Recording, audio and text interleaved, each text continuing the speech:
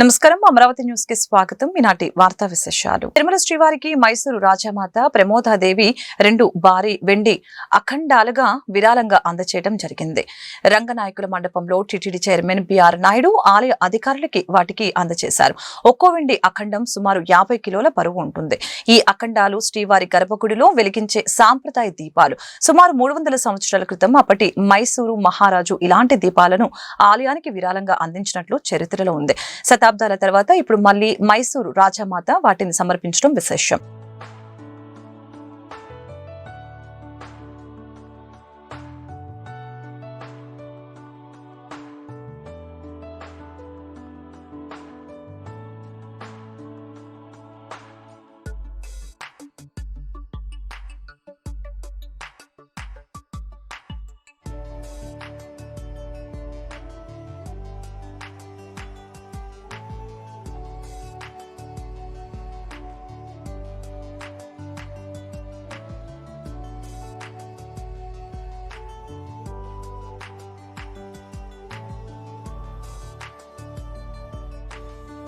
YCP నేత మాజీ MP Nandigam Suresh కి మంగళగిరి కోర్టు జూన్ 2 వరకు రిమాండ్ విధించింది.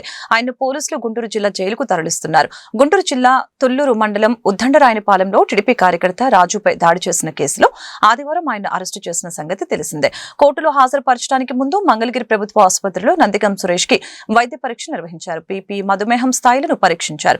సురేష్ కి కోర్టులో ప్రవేశపెట్టే సమయంలో పోలీసులు భారీ భద్రతను ఏర్పాటు చేశారు. కోర్టు ప్రాంగణంలో ఇతరుల్ని ఖాళీ చేయించారు. ఆయన అనుచరులు భారీగా చేరుకోవడంతో వారిని అక్కడి నుంచి పంపించారు. రానున్న వారం రోజుల పాటు ఏపీలో విస్తారంగా వర్షాలు పడే అవకాశం ఉందని విశాఖ వాతావరణ కేంద్రం స్పష్టం చేసింది. ప్రధానంగా దక్షిణ కోస్తా, రాయలసీమలో భారీ నుంచి అతి భారీ వర్షాలు పడతాయని పేర్కొంది. రాగల 24 గంటల్లో ప్రకాశం, నెల్లూరు, తిరుపతి, చిత్తూరు జిల్లాల్లో భారీ నుంచి అతి భారీ వర్షాలు పడే అవకాశం ఉండటంతో ఆరెంజ్ అలర్ట్ జారీ చేశారు. ఇక బాపట్ల, నంద్యాల, అన్నమయ్య, సత్యసాయి, అనంతపురం, వైఎస్ఆర్ జిల్లాలకు ఎల్లో అలర్ట్ జారీ చేశారు. బంగాళాఖాతంలో ఉపరితలం ఆవర్తనం కొనసాగుతూ ఉండటంతో గంటకి 40 నుంచి 50 కిలోమీటర్ల వేగంతో ఈదురు గాలులు వీచే అవకాశం ఉంది. ఆంధ్రప్రదేశ్ లో నంది అవార్డుని ప్రకటిస్తామని ఏపీ పర్యాటక, సాంస్కృతిక, సినిమాటోగ్రఫీ శాఖల మంత్రి కందుల దుర్గేష్ ప్రకటించారు. ఏలూరులో జరిగిన భైరవం సినిమా ట్రైలర్ విడుదల కార్యక్రమంలో ఆయన ఈ వ్యాఖ్యలు చేశారు. రాబోయే రోజుల్లో హైదరాబాద్ మాదిరిగానే విశాఖను అభివృద్ధి చేస్తామని ఆయన తెలిపారు. అక్కడ స్టూడియోల నిర్మాణంతో పాటు డబ్బింగ్, రీ రికార్డింగ్ వంటి థియేటర్లు నిర్మించడానికి ప్రభుత్వం నుంచి ఒక కొత్త పాలసీ తెచ్చే ఆలోచనలో ఉన్నామని చెప్పారు. కొద్ది రోజుల్లో సినిమా పరిశ్రమకు చెందిన పలు నిర్మాతలు, దర్శకులు, నటీనటులతో ఏపీ ప్రభుత్వం ఒక సమావేశం ఏర్పాటు చేస్తుందని ఆయన అన్నారు. ఆ సమయంలో చిత్ర పరిశ్రమ అభివృద్ధి, నంది అవార్డుల గురించి చర్చిస్తామని తెలిపారు. రీసెంట్ గా తెలంగాణ ప్రభుత్వం సినీ రంగ ప్రముఖులకు ఇచ్చేందుకు గద్దర్ అవార్డుల్ని ఇస్తామని ప్రకటించిన విషయం తెలిసిందే. వారు నంది అవార్డుల స్థానంలో గద్దర్ అవార్డుల్ని చేర్చారు.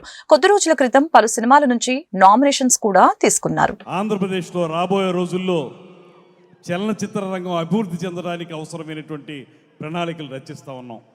మనకి తెలుసు, ఇవాళ విభజిత ఆంధ్రప్రదేశ్లో అద్భుతమైనటువంటి అందాలు ఉన్నాయి. ప్రకృతి సౌందర్యాలు తెలంగాణ కంటే ఎక్కువ ఉన్నటువంటి ప్రాంతం మన ఆంధ్రప్రదేశ్ ప్రాంతం. అయితే ఇక్కడ షూటింగ్లు జరుగుతున్నాయి, కానీ ఇక్కడ ఇన్ఫ్రాస్ట్రక్చర్ డెవలప్ కావటం లేదు.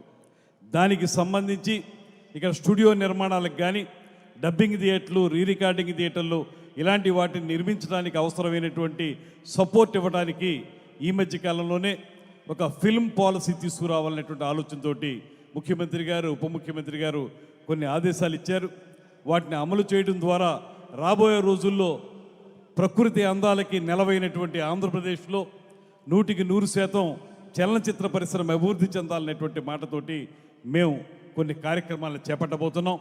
రాబోయే రోజుల్లో హైదరాబాద్ లాగే మన వైజాగ్ను కూడా తయారు చేయాలనేటువంటి ఆలోచన చేస్తున్నటువంటి నేపథ్యంలో, ముఖ్యంగా ఇందాకే కృష్ణ గారు చెప్పినట్లుగా చాలా కాలంగా మూలన పడిపోయినటువంటి నంది అవార్డులు అనేటువంటి దాన్ని తిరిగి పునరుద్ధరించి అతి త్వరలోనే వాటిని తీసుకురావడం జరుగుతుందనేటువంటి మాటను కూడా తెలియజేస్తూ, త్వరలోనే సినిమా పరిశ్రమకు సంబంధించినటువంటి ముఖ్యులైనటువంటి డైరెక్టర్లు, నిర్మాతలు, అదేవిధంగా ఆర్టిస్టులతో కలిపి ఒక సమావేశాన్ని ఏర్పాటు చేసి 100% చలనచిత్ర పరిశ్రమ అభివృద్ధి కోసం కృషి చేస్తామనేటువంటి మాటని మరొక మారు తెలియజేసుకుంటూ, ఈ సినిమా చూస్తే మాత్రం మల్టీ స్టారర్ సినిమా, 3 హీరోలు, అందులోనూ యువకులు, వారు అద్భుతంగా వారి యొక్క రౌద్రాన్ని చూపించినటువంటి విషయాన్ని మనం ఈ ట్రైలర్లో చూసాం.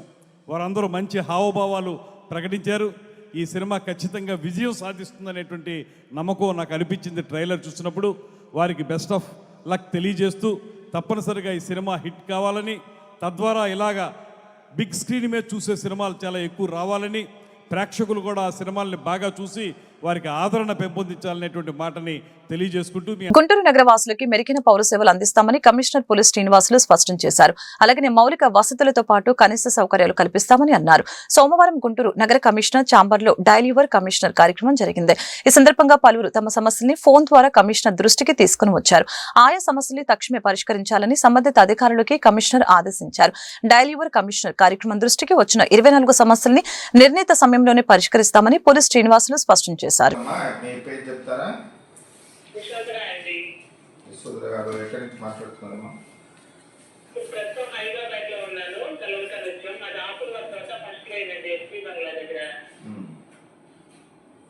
అయితే ఆ గది అంతా పైపులతోనే అదంతా పగలగొట్టి అదంతా వర్షాకాలంలో చెట్లు పావులు తేళ్లు అన్ని వచ్చేస్తాయి సార్. పైపులు వేసి తొవ్వారా? పైపులు వేసి తొవ్వేస్తారు, అదంతా ఇంకా వదిలేసారు అలా. గల్లీ సార్, లైన్ వేరు, గల్లీలో ఫస్ట్ లైన్. ఓకే ఓకే అమ్మా, నోట్ చేసుకున్నాము. మీ మొబైల్ నెంబర్ చెప్పండి. సరే, నోట్ చేసుకున్నారులే, మేము చూస్తాం, పంపిస్తాం, మనుషులని పంపించి ఒకసారి. ప్రజా సమస్యల పరిష్కార వేదిక స్పందన కార్యక్రమం సోమవారం గుంటూరు నగరపాలక సంస్థ కౌన్సిల్ మీటింగ్ హాల్లో జరిగింది. ఈ సందర్భంగా గుంటూరు నగరపాలక సంస్థ పరిధిలోని పలువురు బాధితులు తమ సమస్యల్ని పరిష్కరించాలని కోరుతూ నగర కమిషనర్ పోలీస్ శ్రీనివాసులకి విజ్ఞాపన పత్రాలు అందజేశారు. ఆయా సమస్యల్ని తక్షణమే పరిష్కరించాలని సంబంధిత విభాగాధిపతుల్ని ఆదేశించారు. ప్రజా సమస్యల్ని పరిష్కరించడమే తొలి ప్రాధాన్యతగా తీసుకోవాలని అధికారులకి సూచించారు. విధి నిర్వహణలో అలసత్వం వీడి జవాబుదారీతనంతో పనిచేయాలని అన్నారు. గుంటూరు నగరవాసులకి మెరుగైన పౌర సేవలతో పాటు కనీస మౌలిక వసతులు కల్పించాలని అన్నారు.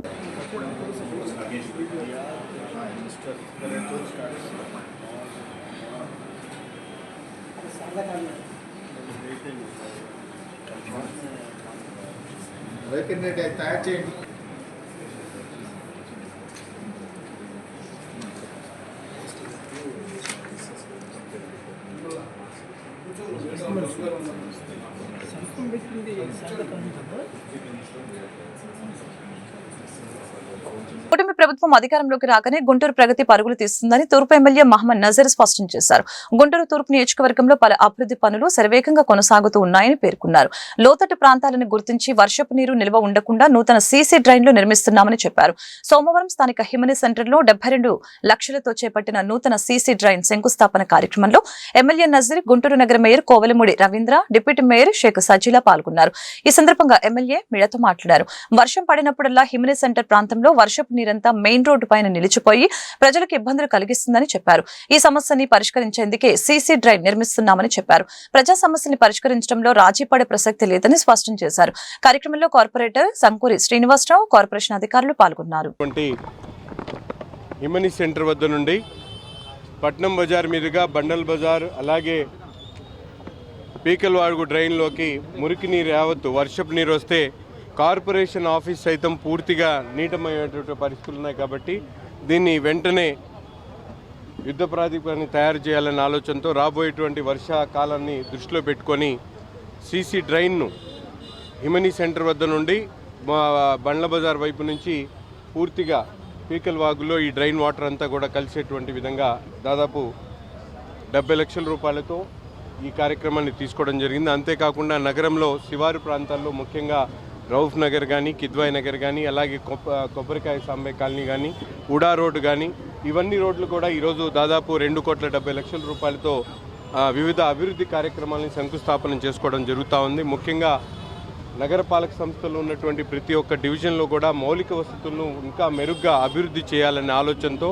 నిత్యం కూడా ప్రజలకు అవసరమైనటువంటి ప్రతి ఒక్క కార్యక్రమాన్ని ఫోన్ ద్వారా ఎవరు తెలియజేసినా అక్కడ విజిట్ చేయడమే కాకుండా వారి కష్టాలను, వారి ఇబ్బందులను కనుక్కొని వెంటనే అధికారులను అప్రమత్తం చేస్తూ ఆ ప్రాంతంలో ఉన్నటువంటి కార్పొరేటర్లు, కూటమి నాయకుల సహకారంతో ఈరోజు అభివృద్ధి కార్యక్రమాలని వేగవంతం చేస్తున్నటువంటి పరిస్థితులు ఉన్నాయి. కాబట్టి దయచేసి నగరవాసులందరూ కూడా తమ పరిధిలో ఉన్నటువంటి ప్రతి ఒక్క ఏరియాను క్లీన్గా పార్కింగ్తో పాటు శానిటేషన్ని మెయింటైన్ చేసేటువంటి విధంగా మున్సిపల్ అధికారులు వచ్చినప్పుడు సహకరించాలని, అలాగే పన్నులు కూడా టైం ప్రకారం కట్టి నగరాన్ని మరింత అభివృద్ధి చేసేటటువంటి నగరంగా తయారు చేసుకోవాలని చెప్పి ఈరోజు ఇక్కడ నుంచి మన ఎమనీ స్వీట్స్ కానించి మన రోజా టీ స్టాల్ దాకా బళ్ళ బజార్ దాటి రోజా టీ స్టాల్ దాకా ఈ కాలంని శాంక్షన్ చేయడం జరిగింది. ఈ కుటుంబ ప్రభుత్వానికి ప్రత్యేక ధన్యవాదాలు. ఈ రోజున ఎన్నో సంవత్సరాల నుంచి ఈ వర్షం వస్తే వర్షాకాలం అంతా ఇక్కడ అంతా మన మార్కెట్ అంతా నిండిపోయింది. దీనివల్ల ఈ కాలం వల్ల చాలా ఉపయోగం ఉంది. అందరూ కూడా హర్షిస్తూ ఉన్నారు. ప్రజలందరూ కూడా చాలా సంతోషాన్ని వ్యక్తపరుస్తారు. గుంటూరు నగరాభివృద్ధికి కూటమి ప్రభుత్వం కట్టుబడి ఉందని మేయర్ కోవలమూడి రవీంద్ర స్పష్టం చేశారు. ఇందులో భాగంగా పార్టీలకు అతీతంగా పారదర్శకంగా ప్రగతి పనులు జరుగుతున్నాయని పేర్కొన్నారు. గుంటూరులో తూర్పు నియోజకవర్గంలో పలు అభివృద్ధి పనులు యుద్ధ ప్రాతిపదికన కొనసాగుతూ ఉన్నాయి. సోమవారం 11, 12, 15, 17 డివిజన్లో చేపట్టిన పలు అభివృద్ధి పనులకి ఎమ్మెల్యే నజీర్తో కలిసి మేయర్ శంకుస్థాపన చేశారు. ఈ సందర్భంగా మేయర్ రవీంద్ర మాట్లాడారు. 3.34 కోట్ల రూపాయలతో సీసీ రోడ్, డ్రైన్ల నిర్మాణం చేపట్టామని చెప్పారు. గుంటూరు నగరంతో పాటు విలీన గ్రామాల్లో కూడా అభివృద్ధి పనులు కొనసాగుతాయని చెప్పారు. కేంద్ర సహాయ మంత్రి పెమ్మసాని చంద్రశేఖర్ ఆధ్వర్యంలో గుంటూరు ప్రగతి సర్వేగంగా కొనసాగుతుందని అన్నారు.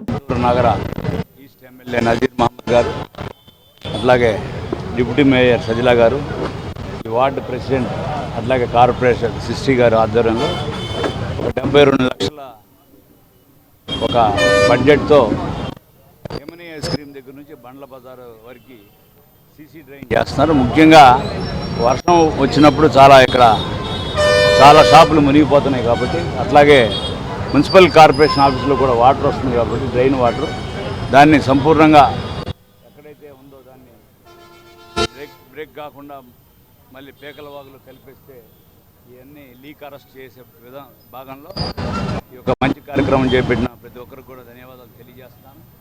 ముఖ్యంగా డెవలప్మెంట్ గుంటూరు భాగంలో మా 10 విధాలుగా అభివృద్ధి చేయాలి. గత 50 ఏళ్ళుగా ఎటువంటి డ్రైన్లు, సీసీ డ్రైన్లు కూడా లేకుండా చాలా మునిగివాళ్ళు ఏర్పడి నగరం సెంటర్లో కూడా వర్షం వస్తే మునిగిపోయే విధంగా ఉన్నదాన్ని బట్టి స్పెషల్ బడ్జెట్ ఇటువంటి కార్యక్రమాలు చేస్తున్నారు.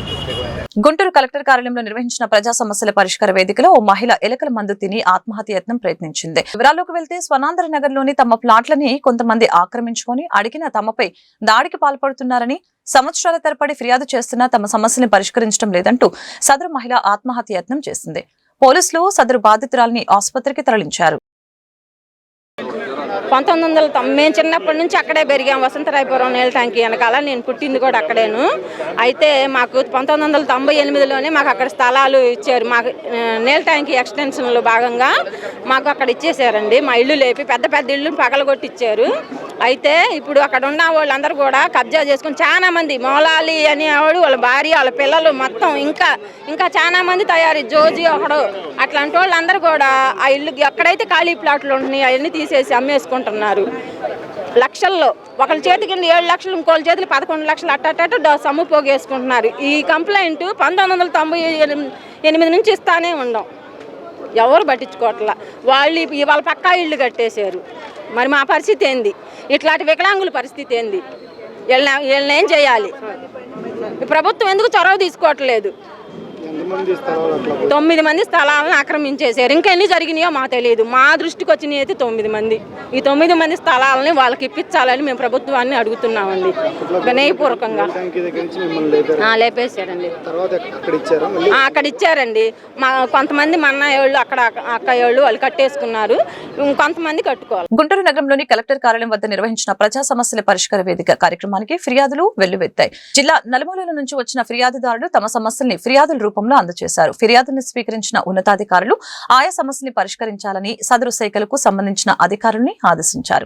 మేడుకొండూరు మండలం, మేడుకొండూరు గ్రామం, మేడుకొండూరు నుంచి వేమారం మీదుగా నర్సాపేట కలుపుటకు జిల్లా పరిషత్ రోడ్డు ఒకటి వేశారు. ఆ రోడ్డులో మేడుకొండూరు నుంచి 1 కిలోమీటర్ దూరంలో పెద్ద భూస్వామిది ఒక మా చేను ఉంది. ఆ భూస్వామి 100 మీటర్లు, ఆ 100 మీటర్లు రోడ్డు వేయకుండా 2 సంవత్సరాల నుంచి కాంట్రాక్టర్ని, అక్కడున్న రైతుల్ని ఇబ్బంది పెట్టి పోలీస్ కేసులు పెట్టి రోడ్డు ఆక్రమించి భూస్వామి మన్న శివరామయ్య సన్ ఆఫ్ నర్సయ్య అతను కొడుకు అతను ఇద్దరు కలిసి 2 సంవత్సరాల నుంచి ఆ తారు రోడ్డు వేయనీయకుండా కాంట్రాక్టర్ని అక్కడ ఉన్న ఆ రోడ్డు మీద పోయే కూలీలని రైతుల్ని హింస పెడుతున్నాడు. అందుకని ఆ హింసను భరించలేక ఇవాళ కలెక్టర్ గారికి నోటీస్ ఇవ్వడం జరిగింది. ఆ భూమి అది అందరూ సామాజికంగా వాడుకునే భూమి. ఇక్కడ నుంచి 6 కిలోమీటర్ల దూరంలో ప్రతి రైతు 2 సెంట్లు 3 సెంట్లు ఇచ్చారు. కానీ ఆ భూస్వామి భూమి వదలటానికి వీలు లేకుండా వాగులోకి రోడ్డు వేసుకోమనే స్థితిలోకి వచ్చాడు. అందుకని ఈ పరిష్కారం చేయమని కలెక్టర్ గారికి వినతి పత్రం ఇవ్వడం జరిగింది. అది 6 గ్రామాల రైతులకు ఉపయోగం. దాదాపు 2,000 మంది రోజుకు 2,000 మంది తిరిగే రోడ్డు అది. 34 సంవత్సరాలు డ్యూటీ చేసి వచ్చిన ఫండ్తో కొంత పొలం అమ్మి నేను అక్కడ ఇల్లు కట్టుకున్నా. ఫస్ట్ ఫ్లోర్ సెకండ్ ఫ్లోర్లో అద్దెకిచ్చాను. కింద ఉంటున్నా. మొత్తం 6 ఫ్యామిలీలు ఉండేవి అక్కడ. నా పక్కన ఏంటంటే పత్తిపాడుకు ఎస్కే కాసిం అనేవాళ్ళు సిమెంట్ గూడము పెట్ట వల్ల మొత్తం నాకు ఒకేట్ చేసి వెళ్ళారు. నాకు 2 ఆడపిల్లలు వచ్చే కొంచెం పెన్షన్ చాలక అద్దెల మీద నేను బతుకుతున్నా. కానీ ఏంటంటే వాళ్ళకి ఎన్నిసార్లు చెప్పిన వాళ్ళు పట్టించుకోలేరు. గ్రామ పంచాయతీ సెక్రటరీ చెప్పాను, ఎంఆర్ఓ గారికి చెప్పాను, మళ్ళీ ఎంపీడీఓ గారికి చెప్పాను. 4 నెలల నుంచి తిరుగుతున్నా. మళ్ళీ ఇక్కడ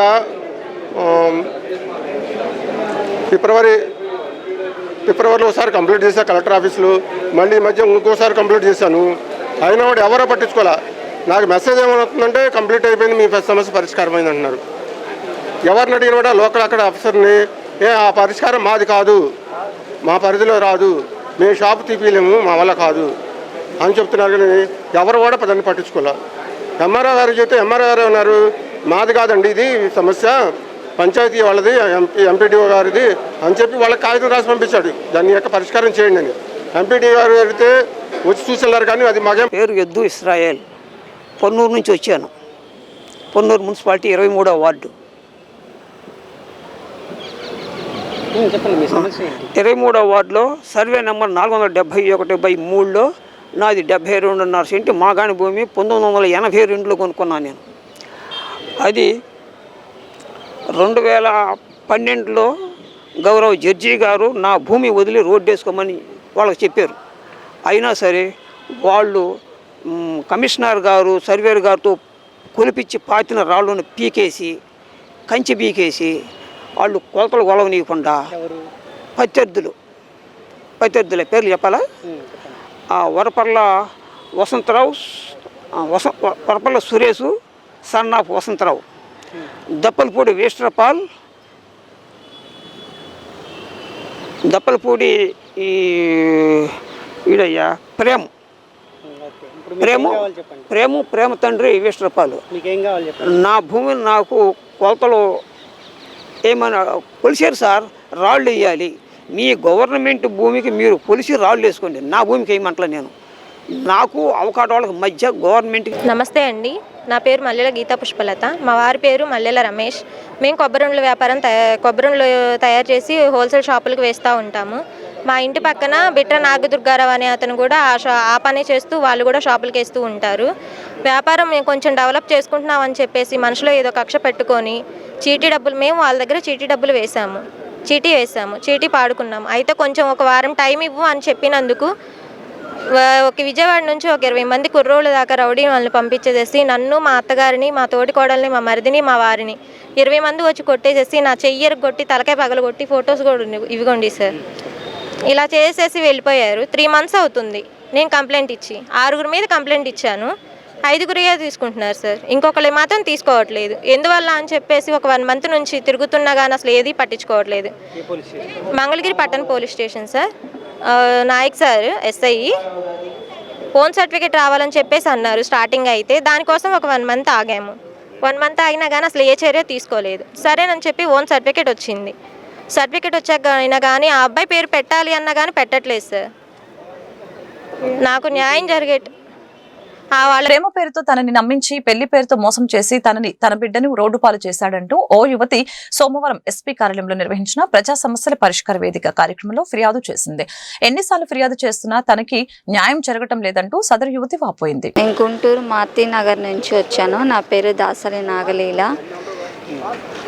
నన్ను ప్రేమ పేరుతో గోపి అనే అబ్బాయి పెళ్లి చేసుకొని మోసం చేశాడు. నేను కంప్లైంట్ పెట్టాను, నన్ను పట్టించుకోలేదు. నేను గ్రీవెన్స్లో కూడా కంప్లైంట్ పెట్టాను, నాకు న్యాయం జరగట్లేదు. నన్ను కొట్టారు, రేపల్లి వెళ్తే వాళ్ళ మీద కూడా నేను కంప్లైంట్ పెట్టాను. నాకు తగిన న్యాయం చేయాలని కోరుకుంటున్నాను. చిన్నపాటి వర్షానికే వన్ టౌన్ లోని రత్నపురి కాలనీ మొత్తం జలమయమైంది. వర్షపు నీరు ఇళ్లలో చేరటంతో పిల్లలు, వృద్ధులు తీవ్ర అగచాట్లు పడుతున్నారని కాలనీ వాసులు ఆవేదన వ్యక్తం చేస్తున్నారు. అధికారుల దృష్టికి పలుమార్లు తీసుకుని వచ్చినా తమ సమస్యలకి పరిష్కారం లభించడం లేదని, చిన్నపాటి వర్షానికే కాలనీ మొత్తం జలమయం అయిపోతుందంటూ కాలనీ వాసులు వాపోతున్నారు. ఈ సమస్యని సదరు అధికారులు ఏ విధంగా పరిష్కరిస్తారో చూడాలి. మరి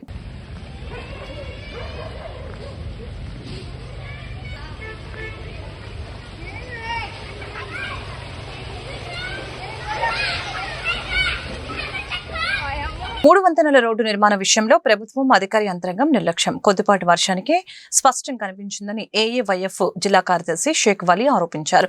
కొండ నాలుకకు మందు వేస్తే ఉన్న నాలుక ఊడినట్లు అభివృద్ధి పేరుతో 13 కోట్ల రూపాయల ప్రజాధనం వృధా అయిందని విమర్శించారు. మూడు వంతెనల రోడ్డు శాశ్వత పరిష్కారం చూపిన తర్వాతే శంకర్ విలాస్ ఫ్లైఓవర్ బ్రిడ్జ్ నిర్మాణం పనులు మొదలు పెట్టాలని ఆయన డిమాండ్ చేశారు. లేని పక్షంలో ప్రజా ఉద్యమం చేపడతామని హెచ్చరించారు. గుంటూరు నగరంలో ఏదైతే డొంక రోడ్డు ఉందో దాదాపు 13 కోట్ల రూపాయలతో 3 నెలలు గుంటూరు నగర ప్రజలు నరకయాతన అనుభవించారు.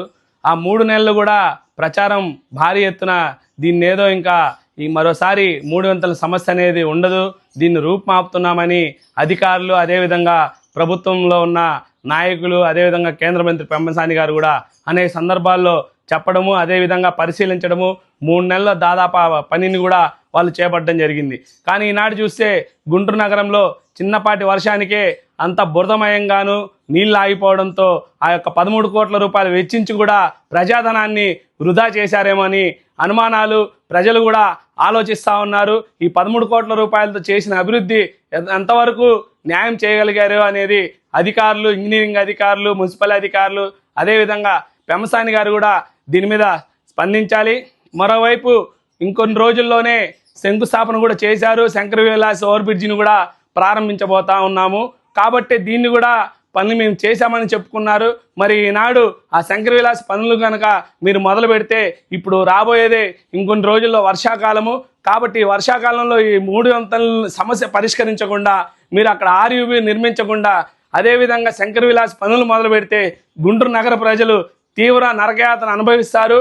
కాబట్టి ఖచ్చితంగా నగర పౌరులుగా మేము ఒకటే చెప్తా ఉన్నాము, 3 వంతుల ఈ యొక్క సమస్యకి శాశ్వత పరిష్కారం మీరు చూపట్టలేదు, ఏదో ప్రచారం తప్పించి దీంట్లో శూన్యము. ప్రజలకి మీరు ఒక విధంగా అనేక సంక్షోభానికి, తీవ్ర నరకయాతనకు కూడా అనుభవించడానికి కారణమయ్యారని ఈ సందర్భంగా ఆరోపిస్తూ ఉన్నాము. అదేవిధంగా దీన్ని శాశ్వత పరిష్కారం చూపించిన తర్వాత మాత్రమే శంకర్ విలాస్ ఓవర్ బ్రిడ్జిని కూడా ప్రారంభించాలని మేము కోరుతా ఉన్నాము. పెమ్మసాని గారు కూడా దీని మీద ఖచ్చితంగా స్పందించాలని మేము కోరుతా ఉన్నాము. వార్తలు ఇంతటితో సమాప్తం. మరొక బులెటిన్ మళ్ళీ కలుద్దాం. నమస్కారం.